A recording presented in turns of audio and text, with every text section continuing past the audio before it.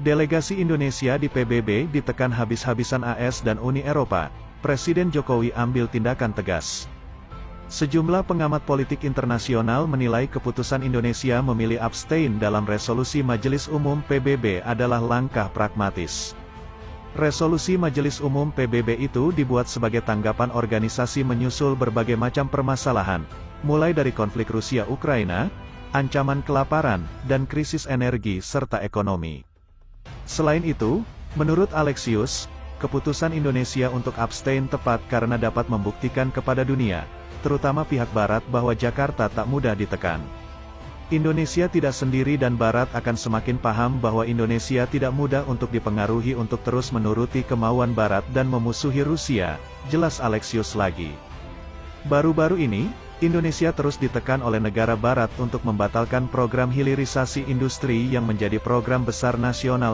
Uni Eropa dan Amerika Serikat (CES) juga mendesak Indonesia tak membeli minyak murah dari Presiden Rusia Vladimir Putin, yang menawarkan minyak dengan harga 30% lebih murah. Amerika bahkan mengancam tidak akan hadir dalam seluruh rangkaian G20 jika Indonesia tidak menyerah dan ada delegasi Rusia yang ikut serta. Tentu Indonesia tidak setuju dengan jalan yang diambil oleh Uni Eropa, AS dan sekutunya mengingat Indonesia berkeinginan untuk menciptakan negara Indonesia yang maju, dan berdaulat yang tak akan menerima perintah dari bangsa lain. Presiden Joko Widodo, Jokowi, mengatakan Uni Eropa dan Amerika saat ini memiliki ketakutan yang sama. Hal yang bikin negara mereka ketar-ketir adalah kenaikan harga barang-barang atau inflasi. Jokowi mengungkapkan hal itu dalam pembahasan pengendalian inflasi dengan seluruh kepala daerah secara hibrid, Senin, tanggal 12 September tahun 2022. Sekarang yang ditakuti negara-negara Barat, ditakuti Uni Eropa dan Amerika adalah kenaikan barang dan jasa, inflasi, paling ditakuti, tegasnya. Karena inilah Uni Eropa berusaha mati-matian untuk menjara seluruh sumber daya alam kita melalui gugatannya di WTO. Di lain pihak pemerintah pusat sendiri sudah membuat aturan bahwa sebesar 2% dari alokasi dana transfer umum, DAU, dan dana bagi hasil, DBH, di daerah bisa digunakan untuk subsidi dalam rangka meredam dampak kenaikan harga BBM. Ini 2% bisa digunakan untuk subsidi dalam rangka menyelesaikan akibat dari penyesuaian harga BBM. 2% bentuknya bisa bansos, terutama pada rakyat yang sangat membutuhkan. Nelayan misalnya harian menggunakan solar, ini bisa dibantu dengan mensubsidi mereka. Ojek misalnya ini juga menggunakan BBM bisa dibantu dari subsidi ini, terangnya. Menurut data yang dipegang Jokowi, per hari ini 2% dari DAU bisa mencapai 2,17 triliun rupiah.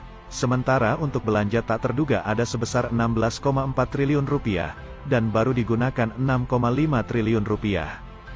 Kendati begitu Presiden Joko Widodo, Jokowi, menegaskan sejumlah indikator perekonomian menunjukkan performa yang cukup menggembirakan kendati dunia saat ini diterpa berbagai macam krisis yang dipicu perang Rusia-Ukraina. Berbicara saat memberikan pengarahan kepada Kadin Indonesia, Jokowi menyebut pemerintah Indonesia berhasil mengendalikan inflasi di angka 4,9%. Selain itu, angka pertumbuhan ekonomi juga berada di angka 5,44% pada kuartal kedua tahun ini. Negara lain itu sekarang semuanya turun dan anjlok pertumbuhan ekonominya, kata Jokowi, Selasa, tanggal 23 Agustus tahun 2022. Jokowi mengatakan, denyut perekonomian kini sudah kembali timbul, yang terlihat dari konsumsi listrik industri yang mengalami kenaikan hingga 7,3%. Artinya, industri maupun pabrik mulai melakukan kegiatan ekonominya dengan normal.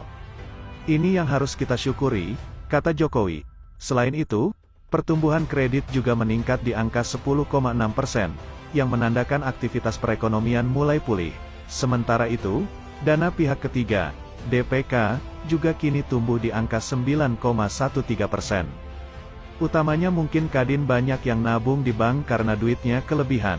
Non-performing loan juga masih di angka 2,86, masih sangat baik. Ini yang harus kita gaungkan agar optimis ada terus meski kita harus hati-hati karena keadaannya tidak jelas di ekonomi global, jelasnya.